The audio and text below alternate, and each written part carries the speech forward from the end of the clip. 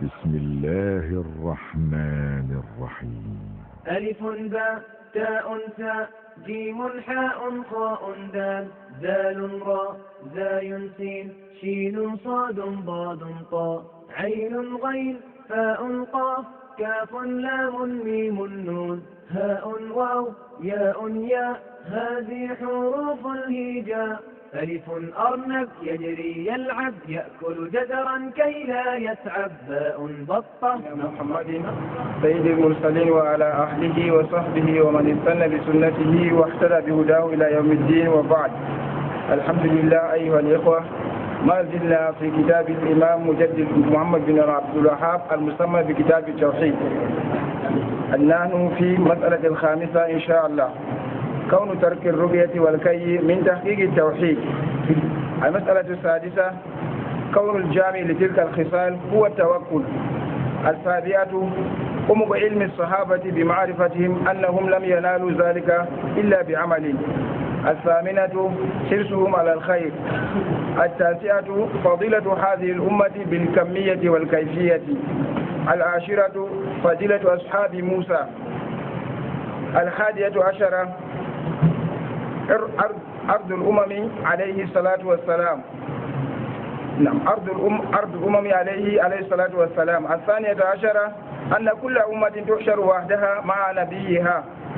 الثالثة عشرة، قلة من استجاب للأنبياء.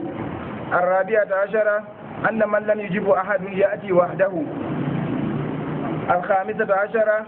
ثمرة هذا العلم وهو عدم الاضطرار بالكثرة وعدم الزهد في القلة. السادسة عشرة، الرخصة في الرقية. نعم، السادسة عشرة، الرخصة في الرقية من العين والحمى. السابعة عشرة، أمق علم الصحابة. نعم، أمق علم السلف لقولهم قد أحسن من انتهى إلى ما سمع ولكن كذا وكذا، وعلم أن الحديث الأول لا يخالف الثاني. الحمد لله، نكتفي بهذا القدر. درك ودرسير من سالين مسألة والجواب الله وسنة رسول الله. كان جمعولني إن باب لهم بوليد ماكو، أما بوليد ماكو تن أهولي إن إكبتنتا إن دينا سيتو ودني إن آية بحديث قام بمن ألا تندوين دورين دون. كان جمعه تو ودي باب كذاني بنجنغو دين آية جدود بحديث جدود يا باب ولو باو من بو ويا فيه مسائل بو فوقمها فجمتا هورما مجمتا هورما بو تو أنني تفسير آية تو أنني معنى حديث ولو فأرتتا يم غهورما الله آواني ما قرني بحكيلو غم هكبا نما تفسيرنا لها آية شرحنا لها حديث ولو ومي فايدير تولا بمن ومي فايدة من ɗume ɗum nafete ɗume allah mari haaji janngin goma ɓaawo ma'ana kaaɗo ɗo ɗume jum wurtinte ko nafata ɓi adama fi dinihi wa duniya ha dina maako ɓe duña maako. kanjum naneten modibbo men man nde weeti pat to timmini waddango en ayaji ɓe hadiseji ɗo o wiya fihi masail ay fil baabi masail. ha baabuwol ngol naftuɗen en mbaway famgo ngol bo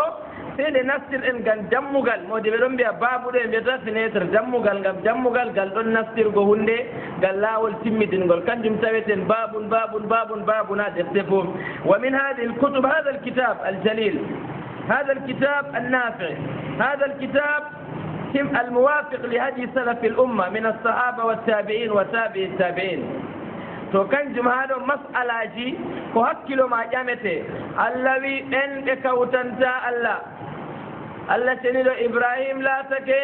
jagteteɗo dewowo allah miiliɗo acci hawtango allah o meeɗay laatago nder hawtanɓe allah ceniɗo. kuuje ɗo tafsiruji man ɗo ɗume ɗum yiɗi awgo ha men an wakkati jotta ha ngeɗata ɓe tammiɗo wargo ɓe geɗunoɗo ɗo qur'an ɓe hadiseji ɗo tasluhu li kulli zamanin wa makan. ɗum yaadan ɓe kala zaman ɓe nokkure pat. anaman anani haala annabi ibrahim, anani haala hasanu al-imam said ibnu jubair, anani haala modiɓɓe min attabi'in noyi ɓe ƴamƴamtiri ha mas'ala moccuɗa ɗo tokoyɗa ɗum ɓaawo man bo nda hadisewol teddugol kollan mo to a acci moccugo man a yettoto ilal kamal noyi kiita man woni. kuuje ɗo pat ɗe gewteten ɗo ko en e enen bo gartiren ha ngendam men jotta kam ngam enen jangata na kamɓe wonnoɓe wakkati man ta bon jangiren ɗum yo famren ɗum baɗum kuuje ɓoymaje annabi ibrahim ɗo waɗi salake annabi moussa waɗi salake saïd ibnu jubair haala mum salake sahabo en salake kamɓe ɓe ngalano mota ɓe moto enen ande en ɗon mari mota kamɓe bamɗe ɓe mari ko nandi banni la dina kam ko goota noon ka sendiditaw kanko kam ngal kuuɗe duña kam allah wi jaktinani en gaɗen ko giɗɗen fo o sahake en fanna ɗum firtidirta ɓe ko umri en amma ngal kuuɗe dina kam gonɗe zaman sahabo en ɗo kanje hani gona zaman jotta bo kanjum o waddata wiya fihi masail babuwol gaddangol en ayaje ɓe hadiseji ɗo en faydititto jawabuji jurto ɓerɗe meɗen finti ƴami en ɗume giɗɗen fayida kanjum to allah waddi qissa derraɓe qissaji gari ha qur'an ɗo gewta annabi moussa annabi nuhu annabi ibrahim qissaji jurgari ha qur'an qissa man na jottadi gari o no waɗi salake wa ila madyana أخاهم شعيبا وإلى هود أخاهم كذا وإلى عاد أخاهم وإلى ثمود أخاهم صالحا هذا من قيمة من جوت أما تاوري أرجع رجسته الذي لقد كان في قصصهم عبرة لأولي الألباب عبرة بيجو مسألة عبرة بيجو مسائل عبرة لأولي الألباب جنگندو فايدة تورو بيرن مودو كوتي أورتنا مسألة o wurtina fa'idaji ha haala man ɗo e ɗum me o naftorto ɓe fa'idaji man laaɓe ɗiɗi imma hayre wa imma char woodi hayru ɓe ngaɗi allah yerdiriɓe ɓe ko ɓe ngaɗi woodi charru bo waɗɓe nder zamanuji man ɗi ayaje ɓe hadiseji ɗo gewtata ɗo kamɓe bo noyi allah waadi ɓe maɓɓe ɓe charru maɓɓe yo nango qissaji man nango sharha ayaje ɗo ngam ha keɓen gartiren kuuje man ngeɗen ɓe kuuje man zaman men jotta ya mashaya ɗo de ɗe ko larani diina yo kanjum talibul ilm ɗaɓɓitan ɗo andal fu sendita hakkunde kuuje ɗiɗi masail ko larani diina ko feɗotirta ɓe kitabullah ɓe sunnatu rasul masala daranan ka duña men noon bo ko feɗotirta ko firtidirta ɓe ko wala ha zaman annabijo بدليل تندلرنا قصة جلون بين النبي جو أكن جيلو بدلي ببل كذا أو بكر وأكن جيلو بدلي ببل كذا وأكن جيلو بدو وسيلة فون جويه أودي كو جنگي كو نني روبو مسائل جي الله ودي إنها الدنيا دل من الله ودي إن هذه جنگو بهبتو بدول سين جنگيرن دم نبي جنگيري دم نبي كفتري دم أما جيلو بكم قاس فيهم جيلو بما إلى بولا قاس قالتون قب ngelo baɗo a wiyata se ko a ngelo ba mbaɗɗoɗa idde ko ngara julurde nana wasu walla idde ko ngara juula walla wamde ngam annabijo kayre waɗɗi ha wari ha nokkure man ɗo mo diɓɓe men mbi dakal wasail laysa la alaqa biddin kanjum kam ɗum wasilaji noon ɓi adamajo julɗo hanima o janga o huwa o numa ngam ɗume ngam kuuje duniya ɗo jur allah jaktini 99 pat halal gotel tan haram allah wi yo nde weeti pare nokkeɓa halal nde weet ɓoyma téléphone wala téléphone halal téléphone wangi ande ɗo naftoroɓe mum zaman ɓoyma duuɓi capanɗe nde jangirde man nde tiiɗa nde wala sembe ɓe mangine téléphone summa ja téléphone al an mi wiyatanga annabi jowtinen téléphone ngam téléphone ɗo na marɗo téléphone nastan aljanna mo wala nastata aljanna hadi laysa algaya wala wama halaktu ljinna wal insa haɗo innama ɗum wasila je yettinte ila mi wiya ka téléphone ɗo to mi hutinirgel gal halal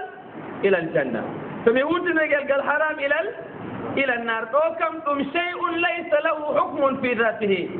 yo kuuje ɗo sey fukarajo sey janngo o heɓta ɗum ngam ta o jillidira kuuje walla bo ta goɗɗo feere jillidiranamo kuuje ha hakkilo maako waɗa hunde nde annabijo waɗay noon te mbi ɗum koni gaɗɗa nde o wiya kay mobilette ɗo zaman annabijo na microphone ɗo zaman annabijo na kaza kaza ɗo zaman jillidira haalaji i keɓtatake o jilla nangue ɓe ñalowma fo o wiya waɗa wakkatire hoore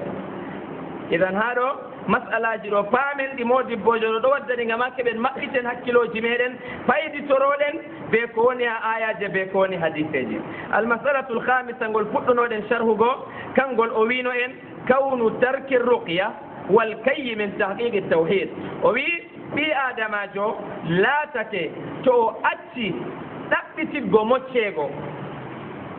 be o acci ɗaɓɓitiggo sumago walla sumeego goɗɗo wara sumamo walla mo ñawndigu be laawol hoygo yiite waɗa dow ɓanndu maako yiite man ɗo yara iyam wurtina iyam ñawɗam ɓaleejam ko nanndi masalaji bannin kanjum man to goɗɗo waawi rookaaki goɗɗo waɗana ɗum holli tawhiidi goɗɗo ɗo towita mum e noon to goɗɗo rookake goɗɗo waɗana ɗum bo ɗo bo dagi ɗum amma o yettata koɗo tawhid idan haa ɗo modiɓɓe ɗon mbiya goɗɗo accuɗo kuuje banniɗo o nasti nder konngol Allah wa minhum sabiqun bil hayrati bi idnillah kankam o daytake kuuje dagiiɗe noon amma nde ɗe ngoodi subhayel rookaago goɗɗo ɗo daytake ɗe o rookaki Allah tan yo derraaɓe masalaji ɗo ɗiɗon mari nanndugo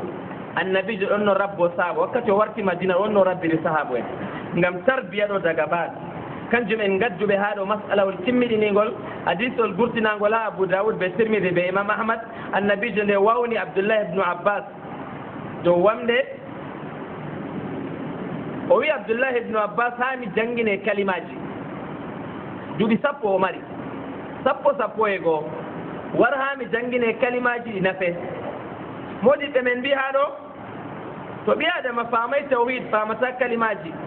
ɗo jangguine mo kalimaji ɗi o jangguini ɓinguel duuɓi sappo bo gam kanko woni gorko janggo ɗum rijalul gad ɗumejum hani awa ha yimɓe man daga fajira ɗume haali kanjum ɗo laato ɗum rcc goɗɗum kam koyɗum wargo ɗum modiɓɓe men mbi ɗuɗɗum jangum nder julɓe to famay diina boɗɗum be hadiseji ɗo bana nanɗen ɗuuɗi heewi yimɓe mbiyan wat ko gatta pat wat julurde jayid annabijo bo wimoyo ya derkejo ammo duuɓi sappo e goo ida salta fasalillah wa ida stanta fain billah so a roko to roka Allah so a ɗaɓitan wallide ɗaɓitel waɗide ha Allah tan ko to woodi goɗɗo wallima bo Allah on fondi o walle Allah eltimo o walle Allah getta ɗum yettore nde a hawtantamo o bo foti usamo nga usanmo kam yettore ko Allah feere o mari ɗo Allah cenɗo yiɗi a aawa ha derkejo pamaro marɗo duuɓi sappo e goo ngam to aawi ɗo derkejo no waran julurde ngam julurde kam ɗum masalawol bangugol ɗum amalun zahir to tawhidi laaɓi ɗo wargo julurde laatoto dow laɓɗum amma to tawhidi laaɓay wargo julurde laatoto de protocole banni masalaji ma anniya laaɓan to tawhid laaɓi kanjum annabijo habdi ɗo ekkitinamo haala ida salta fasalillah yo modiɓɓe min mbi ha ɗo bo tawhid hollugo ɓural to a ƴaman ƴam Allah to a ɗaɓɓitan wallide ɗaɓɓitir wallide ha Allah yo ha ɗo ɓi adamajo to o ñawi ñaw deede ɓe moccamo o rookaki goɗɗo moccamo ɗo masala o daraki ila kamali tawhid non bo sumago hutinirgo yiite ha hurgugo o masala ɗiɗaɓa masala arana masala ɗiɗaɓa bo goɗɗo wari a moccamo noon o ƴamay ɗum wari a moccamo o ƴamay ɗum sam noon goɗɗo wari banni yettake laarimo hooti junngo muɗum ñaamo joƴƴini wane mi nani a ñawɗo de hat wallay hoore am nawata oɗan joƴƴini junngo mum wi uiduhu billahi wa qudratihi min sharri ma yajidu wa yuhadir ya allah mi moltanake mo ɓe ma an woni allah ɓe hoddirore ma daytinmo ha sharru o matata ɗo ɓe ko nawatamo ɗo walla bo goɗɗo wi bismillahi arqik ɓe inde allah ceniɗo moccirmami min kulli da'in yudek o daytine ha kala ñawtorrete fof wa min sharri kulli aynin hasidin aw nafsin ha sharru kala yitere fiɗore walla nafsu laatiɗo coɓɗo fiɗanɗo fof allahu yashfik allah hurge bismillahi arqik moccamo banni ɗo bo tabiti goɗɗo to mocci goɗɗo bo bannoyi goɗɗo to o ƴamaka o wari o moccama ɗo bo hollan o kamil fi tawhid noon nga o rokaki tanamako yani oɗo bo o ɓuri ɗaɓɓitiɗɗo ɓe mocca ɗum kam daraja inda allahi jalla jalalu yo masala tataɓa bo ɗaɓɓitan ɗo goɗɗo o maati oɗon o ñawɗo o nana goɗɗo foti wawan waɗan gomo bantus wawan waɗan suman gomo wawan moccugo o yaha o ɗaɓɓita to ɗum laawol lamgol o yaha o ɗaɓɓita ɓe gaɗana bo ɗum man bo woodi tawhid o shirkanayi allah amma o yettata ko qualité ɗiɗi ɗo kam darajaji ɗiɗi ɗo kam towni kanji kam kanko bo oɗon nder toyi wa minhum muqtasidun minhum sabiqun bil khayrat idan ɗo darajaji tati ɓi adamajo julɗo rabbo hoore mum dow tawhid dow ƴengtugo dow tawhid o wi kanjum man to ɗum tabiti ɓi adama o laatoto nder yimɓe ɓen gonɗuɓe ha tawhid bana annabi ibrahim alayhi afdalu salatu wasalam dara e modiɓɓe ɗon gadda masalawol ha ɗo ha masalawol ɗo modiɓɓe mbi في التاريخ ذكر هذا في رواية الأثر في التاريخ النبي إبراهيم ñande ɓe potti ɓe sirdimo ɓe ɓoggi ɓe kaɓɓimo ngam tawa togga ɓe mbi walaji doggugo ma amma ɓe kaɓɓimo bamako ma ɗo dari ɗon nder yimɓe haɓɓuɓe mo ɓe kaɓɓimo ɓe timmini ɓe kuɓɓi yiite allahi wa aradu bihi kaydan fa jaalnahum lasfalin ɓe marino ha jaa ɓe cemtinamo nder wuro majum man ha ɗon nde ɓe kaɓɓimo ɓe kuɓɓi yiite nge ɓe meeɗay huɓɓugo ko moye habda ɓerraɓe ɓe mbi ñande man ɗo ko rewɓe je reedu en mbawata wurtago musininan ɓe ɓikkon muɗum ko moye jopatte ya wadda ko leggel gotel watako gal wala mo wurtaki ɗum ɓe gurtiniɓe bo modiɓɓe je baɗillo je gurtiniɓe ngam ɓe ami ɓe no goɗɗo mo wurtata kono huwama siya a wurto tena leggel gotel kam je partugo annabi ibrahima je wulgo mo ñande man kam banni lesdi an pat ɓe kawti ɓe gadi ɗum ɓen nastay kuugal man bo annabi ibrahima kam o kaɓɓaɗo debbo ma ko nastay be lut alayhi afdalu salatu wataslim ɓe satotannade ma goni muminen duuɓi capanɗe yimɓe an pat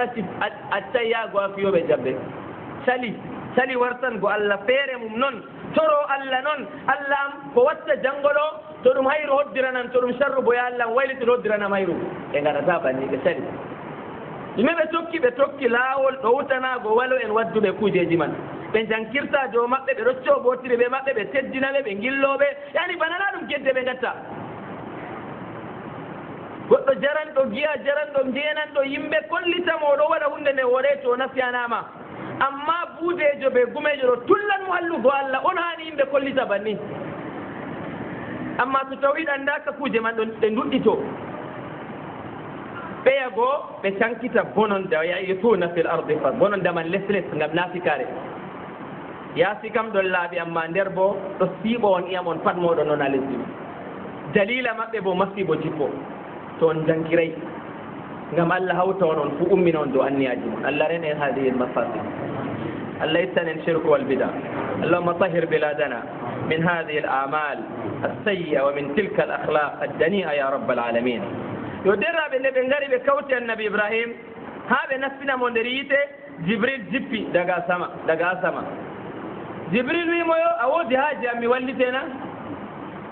jibril wawan wallitiggo mo jibril wawan hoygo namrul ɓe yimɓe man pat ɓe retabile o nastina ɓe yiide ɗe wawan wadgo kam amma o wi amma anta fala amma rabbu jibril fa naam hada wa taqiqu tawhid kanko rokata ko goɗɗo na buudejo wari wimo ha wallitamo de na buudejo warde si kabden de an ta jooɗa mere na banni de innama jibril wari wimo to a yiɗi mi wallit mi ho e noon mi dillira wuro feere jibril watta ɗum na walla yiitema noon wawa sakkinange nder talaji yimɓe mi watta ɗum na o wi an kam mi wala haaje ma amma rabbu jibril kam mi woodi haaje wallitan mi o wi hasbi allahu la ilaha illa hu alayhi tawakkal wa huwa rabbul arshil azim jawmirawo taɓɓol arshi ɓe mawnugo asamanji ɗo jeeɗiɗi lesɗe jeeɗiɗi allah wi daga tagiɗi ɗon nangiɗe ɓe junngo muɗum to o yoofi pat asamanji ndirtoto dow men lesdi waylititto en pallowoɗe nder maari inna allah yumsiku samaa wal arda an tazula allah wi to o yoofi kam mo nangata na wala jeweteɗo gaay allah cenno law kana fihima alihatun illa allah lafasadati lsamawati wal ard amma allah cenno tedduɗo ɓaŋiɗo nde annabi ibrahima wi mi tuftake dow maako ngam waygo ƴamgo yo annabijo men bo nde o warti madina ɗo saabo en cappimo ɗo kuuje jur ɗowanago ma ha hoyende be a saɗede e faddanoma ko e faddanto aran kam ta ɓe kawtana allah ɓe joofa kuuje ɗe ɓe gatta ɗo pat ɓe ɗissano allah ceniɗo ɓe ɓorto sirkuji ɓe gatta ɗo pat ɓaawo man ɓe joofa bo gikkuji kalluɗi ɓe cona hakkunde sompo en maɓɓe ɗo kuuje ɗe annabijo sappinoɓe masalawol gotol bara ibnu azib ɓe tana maɓɓe ɓe mbi nder komin sappino annabijo kadi bo kamɓe goni nukaba en annabijo ɗon no wurtina ha famille pat goɗɗo goto kamɓe ɓe mbiyata nukaba commandant en 70 naqiban annabijo wurtin fil madina bayau porte parole en famille ji luttuɗi ha madina kamɓe man man ɗo derraɓe ɓe mbinde ɓe sappi annabijo ɗo annabijo nder ko sappiɓe ɗo je formugoɓe ko moye tubto dow hoore mum annabijo wiɓe ko sawru ma soli to aɗon dow ngeelooba goɗo ɗo dar less maaru ta yimo hokkam bara en mbi to sawru am soli miɗo dow ngeelooba ɗo mi jippo mi ho an ko goɗo ɗo dar less maaru hatta la asala illa llah haw rabboɓe ala kamali tawhid ƴamgo man ka wala muskila amma to a ƴami goɗɗo ɗo ɗum les ɗum a yeyi to goɗɗo ya ƴama goɗɗo borowol na o yewta minti sappo de ko ƴamaje minti gotel widdo dillagal funange fompina nina ñamande am ɗon ha goɗɗo wartiray widduto ɗume waɗi alqalbu walqalbu ngam ƴamgo tana kam ɗum bustu ko a wawan yobgo bo hada mujarrabun fil insan hunde jarribande yo kanjum ɓi adamajo to yottake taqiqu tawhid ɗo o ƴamata se Allah ko kuje ƴamgo man boɗɗum bo o ƴamata tana mako o ƴamata tan Allah cenɗo oɗo jooɗi se Allah man noon tan wala bawanɓe ɗum bo illa almuminuna almukhlisun illa almuminuna alladina sayuflihun nde o wawi muygo banni yawma alqiyama na o ɓurtan bila shak yo kanjum derraɓe waɗɓe kuje ɗo ibrahim wa ashabu rasulillah صلى الله عليه وآله وسلم. المسألة السادسة مسألة والجيغول كون الجامع لتلك الخصال هو التوكل ويوجد صفة جنيه ولمتنين هذه والمن وجد صفة نورتين صفة جمن لا حسن هم الذين نعم نعم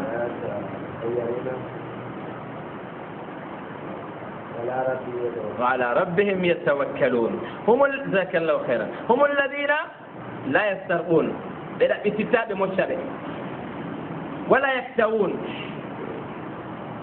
بلا بكتاب ورسوا به ولا يتطيرون بمبودتاكو بتوكتاكو لا والهرسنكو ni be ni yadan be am ni be ni yadata be am ni nanina ɗon alawol maɓɓe kamɓe ɓe jata yimɓe mbiyata ɓe ɗum ɓe garata ɗum la yatatawwarun la yatatayarun wa ala rabbihim yatawakkalun dow jawmirawo maɓɓe feere muɗum bo ɓe tubti modibbojo men ɗo wiyen ha ɗo kawnul jami'i o wi sifawol moɓgol sifaji tati artuɗi ɗo pat tawakkul ala llah ɗume mana man derraɓe mana man ɗo wodgo wakkalnago dow Allah kanjum waɗi ɓe gaɗe kuje ɗeya kugal bo ɓe ragare mum jaɓete en faman masala man actar jotta to en ɗon juula ba julɗen nane ɗo annabijo ɗon molto kuje nayyi to jangget tahiyatu ɓe salat ala rasulillah o molto kuje nayyi o seyde o ɗon molto e tub saabo en allahumma inni a'udhu bika min adabi ومن عذاب القبر من عذاب جهنم من فتنة المحيا ومن فتنة المسيح الدجال على لا بني مشايخ كوجي ناي دو مودي من بي كوجي دي ما ادو ماري وولغو hawri reɗo wulan jahannam bo moƴami wulgo kam degré Allah andinoy enen kana 100 degré anduɗen la nadri fe jahannam kam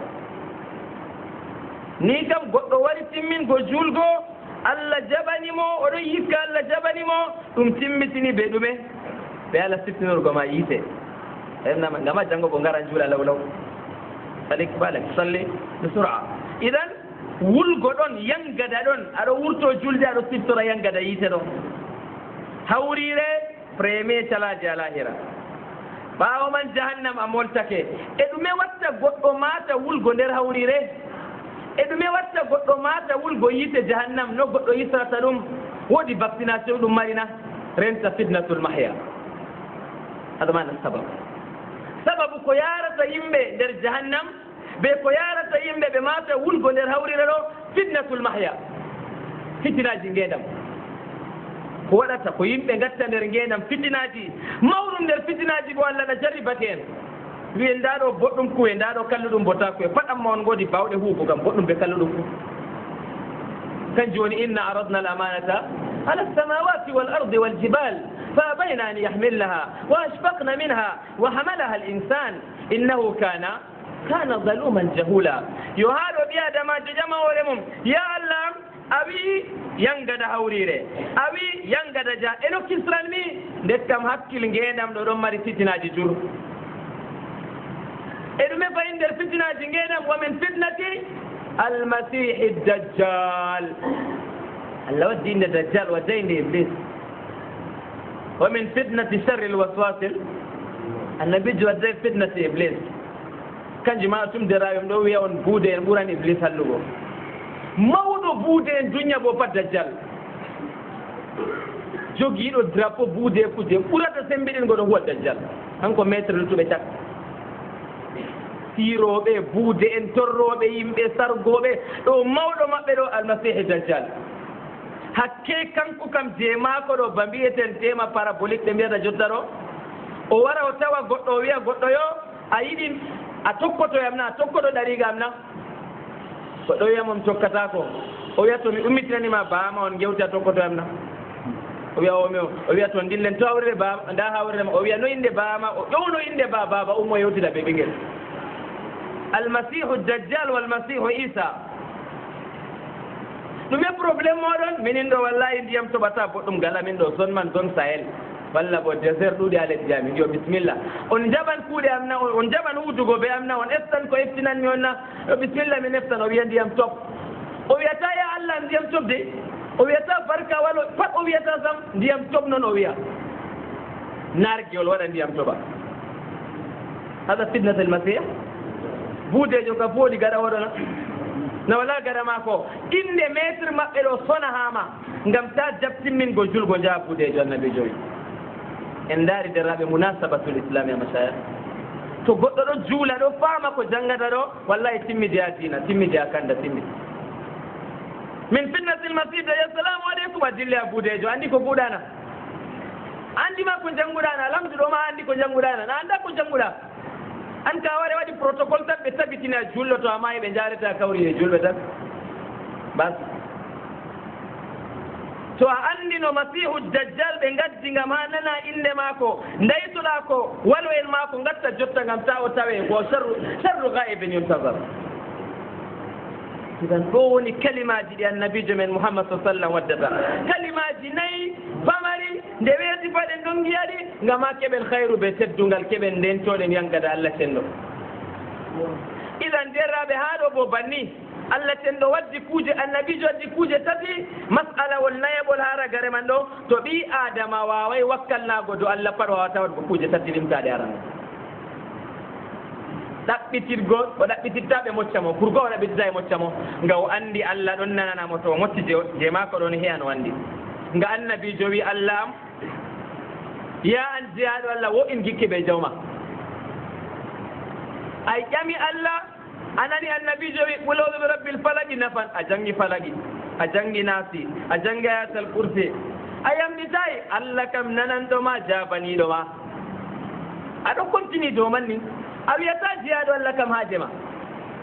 a fistantamo yaake jimaɗa kam yo kanjum ɓi adama to wakkalnaki dow allah wawan wadgo bannina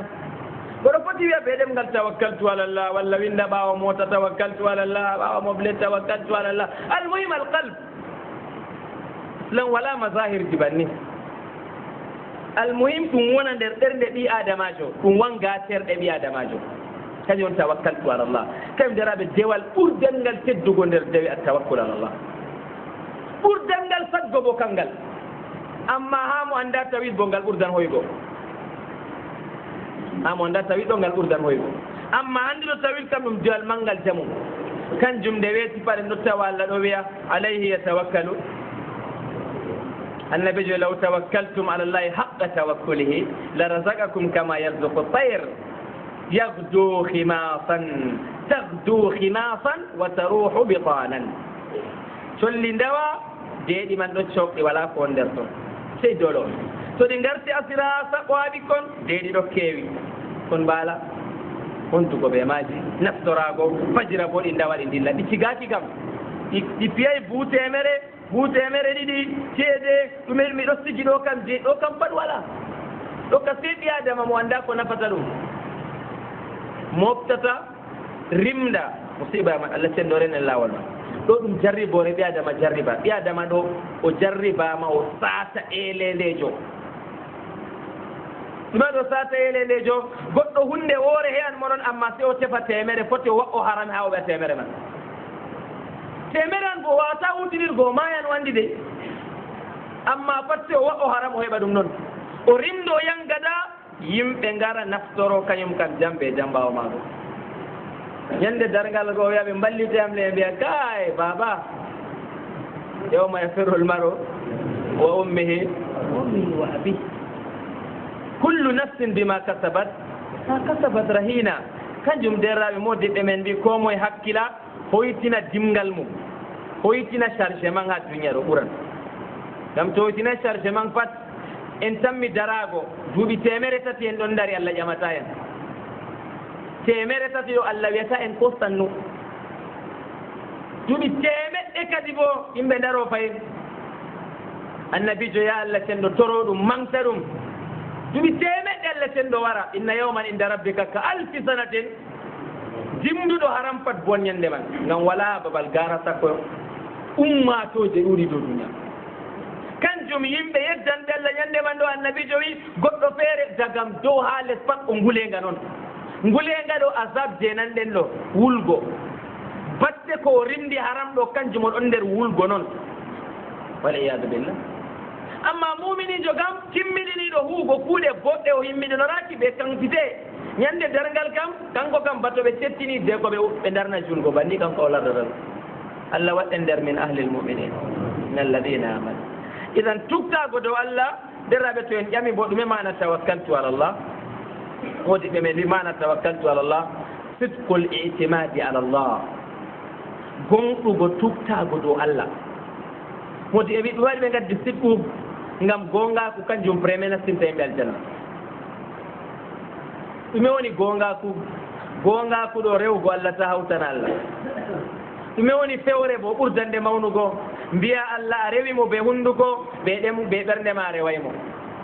mbiya a juulingam Allah Allah ɗelitake dow ɓernde laaringa ha ɓe mane noon julla ɗo wala fewre ɓurata nde aduna wala fewre ɓurata nde nastingo yiite bo kanjum Allah yi fawaylun lil musallin yo kanjum gongaku ɗo dagam duña ɓi adama rabboto hoore mum dow gongaku gonga bo ɓe Allah ar goɗɗo artata gonɗata on ɓaawo man ɗaɓɓita gonɗugo be rasulillah ɓaawo man gonɗa ɓe luttuɓe nder jeyaɓe Allah tiniɗo tedduɗo ɓaŋiɗo idan gonɗugo tuktago dow Allah ɗum on tuktago dow Allah bo derraɓe tuktago ɗo waɗgo sababuji mi tuktake ɗo mi ɗaɓɓita leggal ha mi tuugo dow magal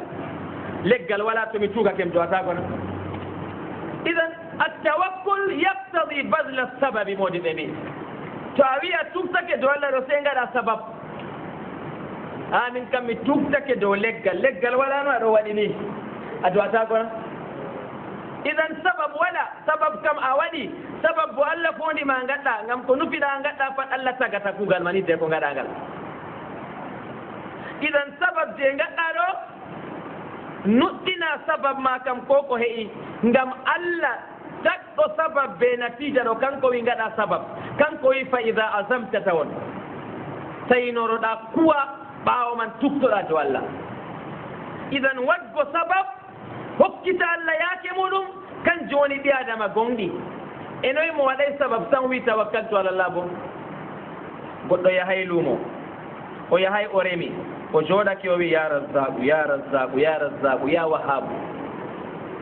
modiɓɓe mbi o tullidan jowa en pat johare woɓɓe modiɓɓe bo mbi fawwa ahmaq o birkijo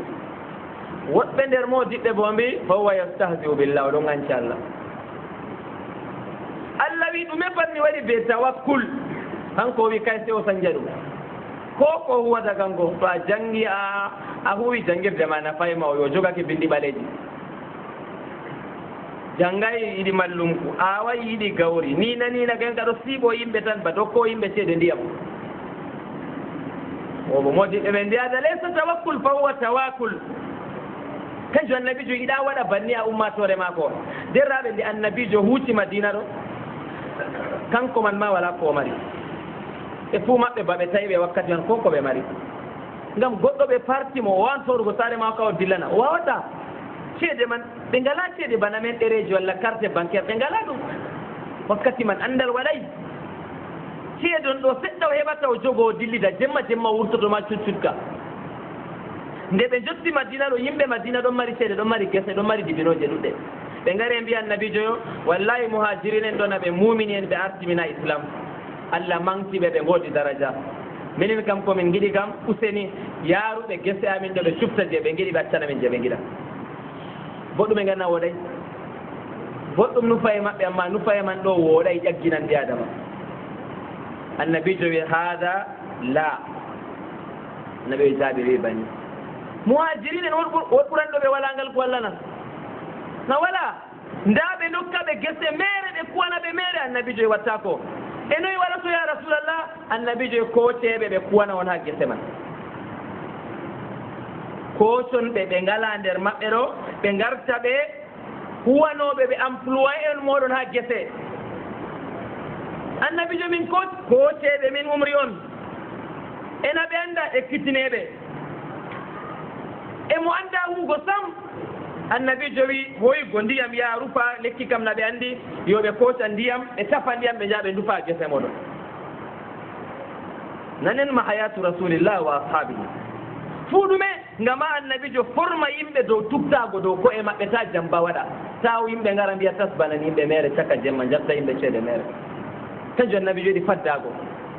kanjum bo waɗi mustamaji annabijo wuri ɗo mari teddungal mari hayru to ɓe dokkan ɓe nokka ngam allah noon na ngam condition ji goɗɗi kam ɓe kooti ɓe kuwi ha toon annabijo wi ɓe ñande to dibinoje ɓendi ko moye narra ɓe kuwowo a heɓi buu temere narra be maako to 5% to 10% dokkatamo annabijo to on ngaɗi banni ɗo hitande man timmi on codi on dokkiɓe hakke maɓɓe ɓe metata wargo huwana on ngam ɓe andi filu ɗum yimɓe makka expert ena commerce ɓe metata wargo ma huwa kuuɗe man ɗo ɓe keeɓi sar timmi janngo to muhajirjo ñiɗi saare heɓi sar woodi biyanɗo saake mona wala biyanɗo hokkimo woodi biyanɗo huwanimo heɓina na wala hakaza annabijo ƴonti ɓeeɗo ɗo hayru hadihi l umma bada nabiyiha sallllahu alayhi wa sallam nde ɓe keɓi darji man be man aboubacar ha ma ya calajo jurmari ha madina ha o wara wala saare omar no hakaza abdourahmane ubnu auf hakaza ousmane ubnu affan ousmane ubnu affan warti nder ɓurdanɓe teddugo ha filoɓe madina premier riche ha madina ibnu auf ɓe ousmane muhajirun ya mashayikh dakalu fuqara amma ɓe meeɗay jemma tasbango goɗɗo ɓe meeɗay jemma ɓe ndena yimɓe ha dammuɗe maɓɓe ha ɓe darana yimɓe janngo ɗo noyi tan mi laatago walla bo ha mi ɓanga ɗo noyi hokkam ceede ni ha mi laarani ɓangal ma ngal yahanna ngal yahata ɓe meeɗay huugo ɗum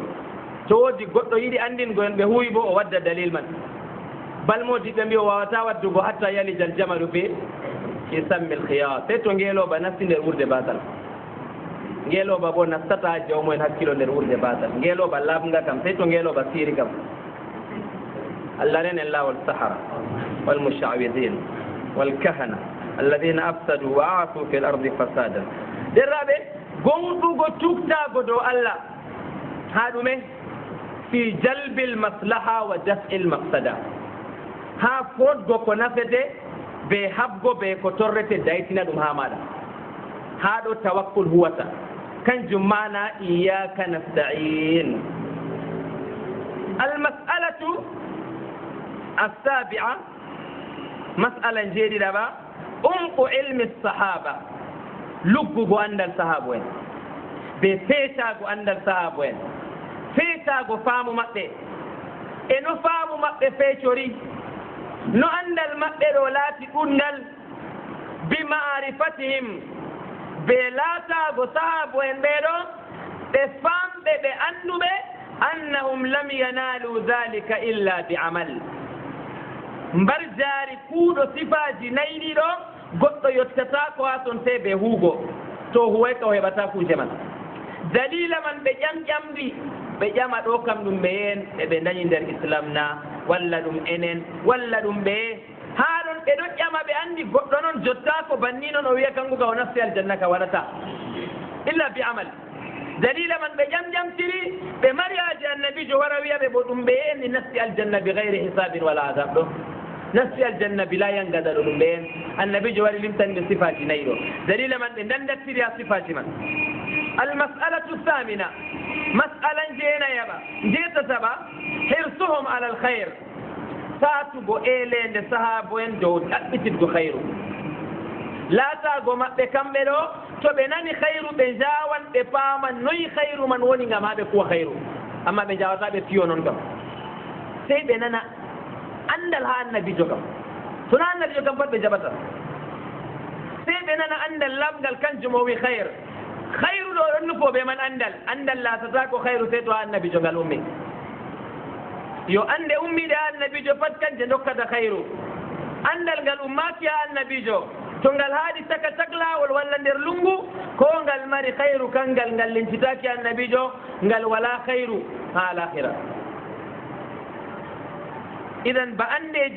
جبالي بأندي تولي دم بانغو دم ظاهري باطني النبي جو أندان دم النبي جو ودين دم بكبر دم قال هدرو قال ولوين قالني مودي بمن إندسارم خير أما قرن دم كويان دم خير نم هبران دم سيدي في الدنيا سيدي من تتعبوا الدنيا تنو أشاري بل ما هو هبتا تألمتي قدو ونفط خير من دو ولم تتاكن در مرد ما أبدا دنيا من ما نوه بين كم كان جمال الذي أصبت الاهرة نا أصبت الاهرة دي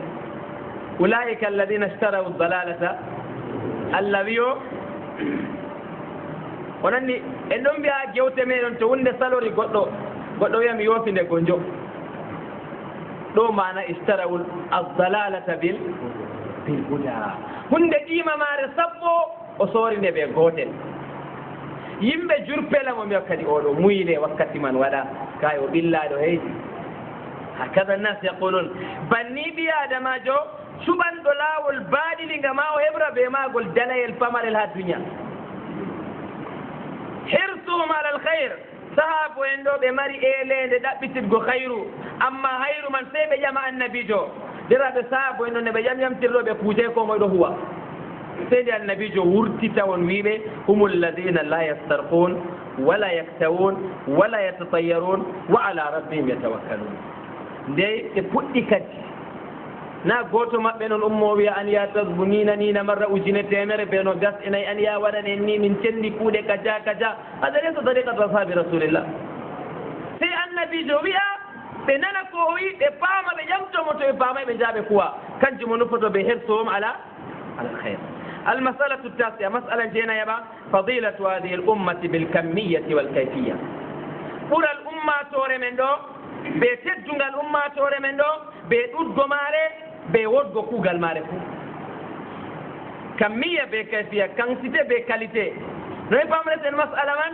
شيخ محمد بن عبد الوهاب بشرو بدفتر من درمد الشيخ محمد بن حسن درتاني رأي ماكو درمان مشايخ كثيرين ابن عثيمين الفوزان جبسين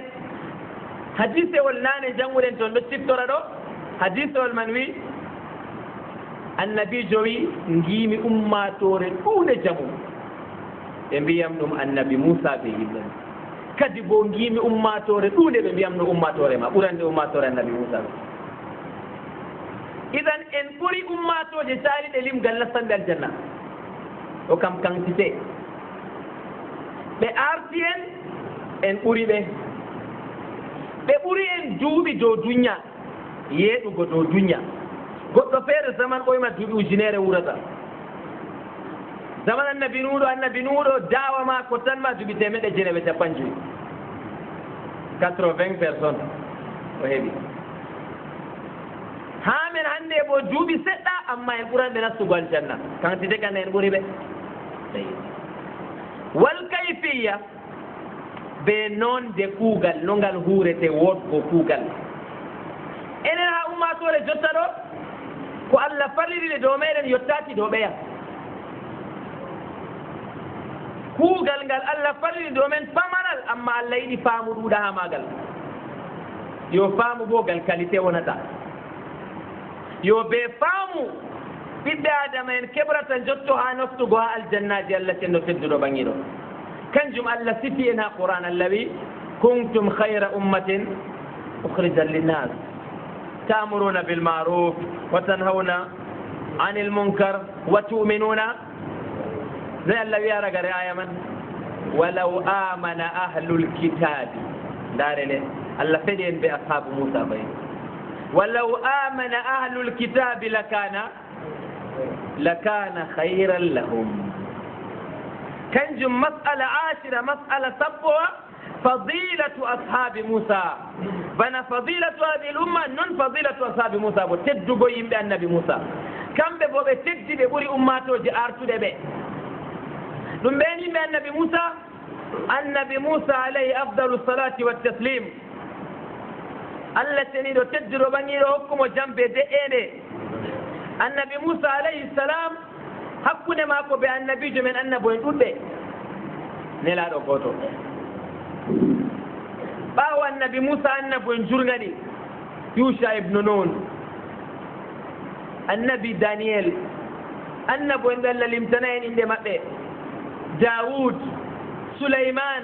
يحيى زكريا إليا النبو ينقود أكونه النبي موسى بإيسى ما الله نلي بيا كم فت النبو ين لكسيتنا دين النبي موسى هل نلي إيسى عليه أفضل الصلاة والتسليم نبيا رسولا إلى بني إسرائيل فين نلقى النبي موسى go أما الله سنجي تنقل سلا كوجة فيرن أن دوما بساتي التي نهويتني ولأحل لكم بعض الذي حرم عليكم وجئتكم بآية من ربكم باو النبي موسى بداود بسليمان دو سلطنة سندر دينا من دريقا جنودي كوجة جرنا سجي ولا ندر دينا كنجم الله نلي النبي إيسى الله نلي النبي إيسى وربي اعبدوا الله ربي وربكم كم بجوجينو بدفتره بجولان بتوموتو بكيج إعلان كوجة كم بين النبي إيسى وربي اعبدوا الله فين يهودا اللي كان عندك بين يوم من دون ولا نبي من ولا لا ويكاي كونو بوتو من دون الله بلا شرك تامبي عزير ابن الله sanjo gide foto jiman seke di chakkine wala ko di nafata ona Allah embi kai daga be nayema dada ma daga nayi dum ma min andire o Allah embi noy mbaren mo lawlaw kadi itel mo do dunyaro Allah barrafa'ahu Allah ilayhi wa kana Allah azizan hakima wama qataluhu wama salabuhu walakin shubbiha lahum yohano terrabe julbe teddungal annabi Musa be yimbe mudum kambe bo Allah tendo teddini be ngam dume annabi jo fuddiri tawon annabi jo annabo fere ma wara dume wala goddo sama nodini annabo jo fere wara be yimbe dido goddo wara be goddo goddo amma annabi Musa do umma sore dule tammi wargo hado waqfa yimodi bojo mawdo beto do Fawzan Allah hinno mo wi ko hollata en hado kam julbe zaman annabi Musa dudbe e canjiti non zaman jotta aran kam be dudbe no wala yimbe jotti annabo en artube wala marko yimbe nuddinde dum ba annabi Musa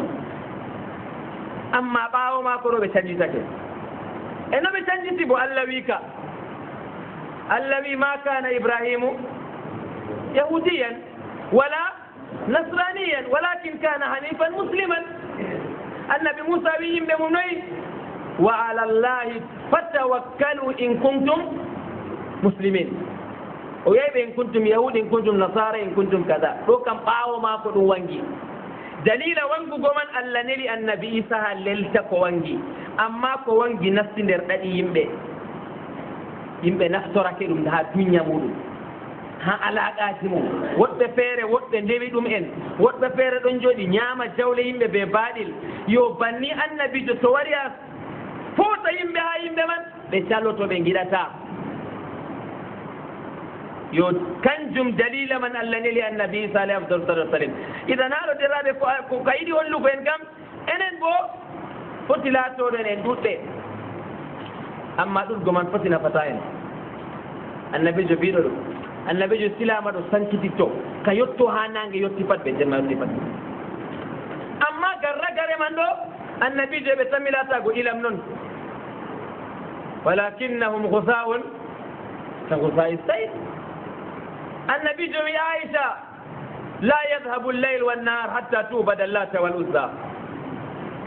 جمع بيناي الله تغتارم سيتو يمبه فوتي تيرو غلاتا بوزا بين الزيرو عائشة بعد الإسلام يا رسول الله أنا لا يسدو لاتا بوزا تيميا كابنا na ittuno kuuje man fu ɓaawo gonga laaɓi wangiɗo bo yimɓe ngara nde wala taɓe usa annabijo wi naam kanjum to goɗɗo laara ɗuuɗgo limgal amma tawi a hoccan kata laɓɗum kam seeɗa noon ha limgal man nda ɗum kam ɗum ɗon mawni amma peesugo man nafata ha hawta huwa ma hawtatako ngam na dow la ilaha illallah fakat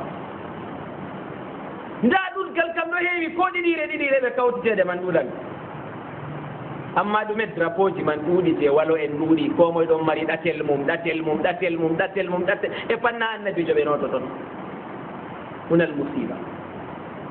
minin ni ila mata ha ndeyi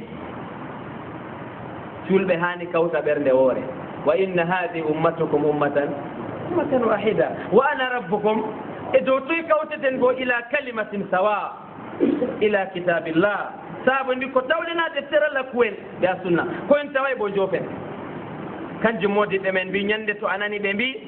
wallahi kam ha deftere Allah kam ɗum wala annabijo waɗay ɗum amma kan no gatten e ɗon gaɗa noon wane ma waɗi ɗum moyna ma waɗi ɗum wane o wi ha ɗon kam hultor kadi dargal ɓaɗake tan walakinnahum gusa'un ka gusa'i sayl yo kanjum ha ɗo ɗum waasu hurtintena masala wollo yimɓe annabi Musa ɗuɗɓe zaman mum no amma nde annabijo sottinoɓe famɗiti fayin Allah wi ma kana ibrahimu yahudiyan wala nasraniyan yo hande bo julɗo cenditiɗo pat komoye annabijo ayata komoye tokki laawol am min yettintanuma annabijo law komoye tokki laawol am min yettinta annabijo am komoye yimɓe ɗo cenditi banni geɓon annabijo bo o gooto annabijo noon o warti capan jeɗɗi ɓe gellela tan wartata o goɗɗo gooto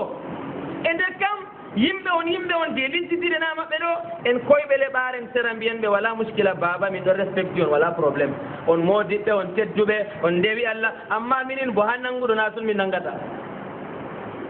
wala muskila amma to yimɓe lincitake a gaye annabijo ni Allah o yiɗata Allah o e fa ɓe ɗon jokkira jayo Allah en man jam en ɗate man kanjum julɗo bo hakkila ta o tokko laawol man to aaɗi annabijo mo maako ba Allah wi ma kana ibrahimu yahudiyan wala nasraniyan non bo wala qadiriyan wala tijaniyan wala inde ɗatal kam pat wala tawara sam ngam to waɗini on bondan on tenditito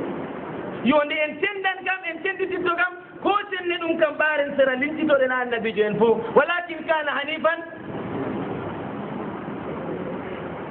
wa qalat alyahudu uzairun ibnullah wa qalat nasara bo jaɓatawi ko usairu ibnullaga kay mo maɓɓe o bo mo mum ila mata yo kanjum jullo wasitinoɓe masalaji banni annabi Musa ɗo tokkiɓe mo ɗuuɗino daga o maye kam amma ɓawo may goma kon ɗum ciri enen bo annabijo wi en ɗuɗɓe amma ɗuɗgo man ɗo bawo wi tan mi laatago ɗum ilam ɗum nab nda ndiyam kam ɗuɗɗam ɗam ɗo ila amma ɗam darata ko ɗam woɗɗina aawe ɗam darata ko ɗam ƴonta ɓikkon meɗen ɓe derken ummo dow tawhid ɗam darata ko ɗam ƴonta janngirle laɓɗe jewe man ɗo ɓe jaɓata hokkugo ɗe sey ɓe tongugo sey ɓe estimgo to yata inni uallimuka kalimat kam ida saalta Allah tan na ɓe barka wane annabijo na wiyanmo ibnu abbas tawi torago ɗo mbiya barka annabijo wata ekkitinga mo bannina ida saalta fas'alillaha bi jahi o mbiɗo mo bannina sa ƴaman Allah fu ƴam Allah ɓe teddungal am teddungal maako moy tagaɗo noon teddungal les teddungal Allah na wala Allah to waɗi kam na timmi goɗɗo hoota pompo banni oɗo arosa dammugal o wiyata collaje gaɗa wa bilire yo faka o ñifata pompo man wa bilire toɓa ɗo arosa pompo yimɓe meɗa ginnana innaki nda kam bisimilla ndiyam ɗo ɓe soka amana ginnawol ga waɗi goɗɗo rufa ndiyam ni ndiyam fuɗɗi to go acca ɗum gono accata ida salta إذا جاء نهر الله بطل نهر ميقل ها إن الله ولي كم فد ولا إن قد أو تتبع إن الله ولا آية جبتها بمقتني ميمي ببند إن جنة والتاجب فسيكفيكهم الله ميمي ومانغا إن جبريل إن ملائكة جو إن جنة وال آدم وداي قرآن بونتا قد إن يارنا دار سكي يمبيرو كذاك والفتنة أشد هذا كفر بالله kan jumodi men di salaf dum jagata ko ngam an mo be bindanta do jamata bindano a hulan largo masa ko jamamo kan jum sabo en ali bi abdul masud en bi la yajuz ngam bindo windanta mala dum an jando abe bindane ado turima ayata dum ma fotay jam goma nga maydo yeso lotomu هنا قال السلف سلف ان بيدم جغتاكو تو اماتي كوتورتي الله لا اله الا هو الحي القيوم الله نتامنا لا تاخذ سنه ولا نوم الله بيندي ودانا تاكو ngata kam de dabiti dama fu nawnanan وقال ربكم ادعوني اجولي سوره اجولي مغربا اجولي عشاء اجولي صبح دو derabe on nandi mana ku janna ren hore inde man fil islam جول قدو رين هوري نامن ويدي حديث صحيح النبي من صلى الصبح فهو في ذمة الله كم جول سبا ورندر الكوال الله مؤلا استني الكوال بور بالا ترو قدونا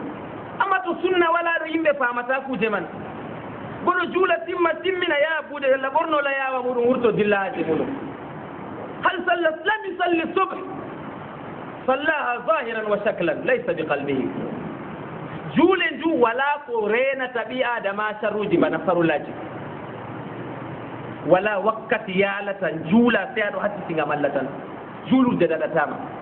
a andi no annabi juldi to a banti jungo andi annabi jo banti de kadi to a jippini andi o nangide ha widdere to a turaki andi no turdi wallahi to assalamu alaikum ren hore wadi timmi man salla subha fa huwa fi dhimmatillah ngam malaiken jalliran subha وقرآن الفجر إن قرآن الفجر كان مشهودا كوجرو كان جنوني رانو أما تصنع ولا يمبي دون دنجي جدنا يمبي كوجرو تايم جنغاري تايم بولوا دنغابي تشيبا بادري والله لن نقبل هذا لن نتبع طريقة غير طريقة رسول الله صلى الله عليه وسلم ولا نتخذ إماما غير رسول الله صلى الله عليه وسلم آن الأوان إن كيف الدين مودم فما جولدو كيف تدكم جولغمان كيف تفرل الذي اسمك فرل الليله ما تقرب إلي عبدي بشيء أحب إلي مما افترضت عليه ولا كجهاد أم أجي سلطيام كبرة فتن قم الذي بنفود فرل له جول زور أسر لكم تمجدهم بوودي هذه وات هوري جبودي إن درال ɓernde maako na ɗo wondi be allah ɓernde maako ɗo tabiti nde timmatako ma faqad sabbata allahu qalbahu wa sabbata allahu jawarihahu allah wi goɗɗo gaɗɗo banniɗo giɗɗo a torramo fo allah wi kañum haɓata ɓe goɗɗo man kanjum allah tenɗo wi annabijo ta'arraf ila llahi fi rraha yarifuka fi shidda to derraɓe keftenma tawhid lamɗo be teddungal ngal allah teddini ummatoje caaliɗe keɓen tedden be teddungal ummatoje man derraɓe masalawol mbiɗen sappowol teddugo yimɓe annabi moussa derraɓe nder teddugo annabi moussa man ɗo to en maɓɓiti qur'an nde janggeten jotta ɗo en tawan wala qissa yotti qissa annabi moussa qur'an wala qissa annabo en a tawata qissa annabi moussa nder maɗa bal suuraji ɗi ummotoɗa dagam amma yaago a naati a tawan qissa annabi moussa a tawata qissa annabo en pat nasta suratu naziat a tawan qissa annabi moussa idhab ila fir'auna innahu tagha ko jusuje ragare ɗo ngam to aɗo jowɗo qissaji ɗo jur amma ta wari jippago ha qisarul mufassal daga amma naati ɗo qissaji ɗo koyta ɗume allah yewtata haala darngal tan alqari'a alhakumu takathur haala hawrire والعصر إن الإنسان لفي خسر والعاديات ويل نار كذا في عمد كجيت شرق الجنة والنار هو في عيشة راضية فأمه هاوية وكان جمت أما بمن فت الله تنو ولي إستعنا بموسى نفسه راجما كل أمة تورد وند فن مارد السنوتري en darake do mas'ala wal tappowol Allah cendo yaafo en ko mbofɗen Allah ko en mbar jaari ha ko laati khayr Allah jippin de'ede ha lesdi meɗen Allah fetinan en ha yaakeji meɗen Allah wat ko ndemeten ko tammi wurtago ɗum woodi khayru ha hitande meɗen Allah cendo humtan en kala haajeji meɗen ittana en saɗirmaji wattirana en hoyende hada wa sallallahu wa sallama ala abdihi wa rasulihi Muhammad وعلى آله وصحبه ومن والاه وتبع طريقته إلى يوم الدين سبحانك اللهم وبحمدك أشهد أن لا إله إلا أنت أستغفرك وأتوب إليك والسلام عليكم ورحمة الله وبركاته. عين غين فاء قاف كاف لام ميم نون هاء واو ياء ياء هذه حروف الهجاء ألف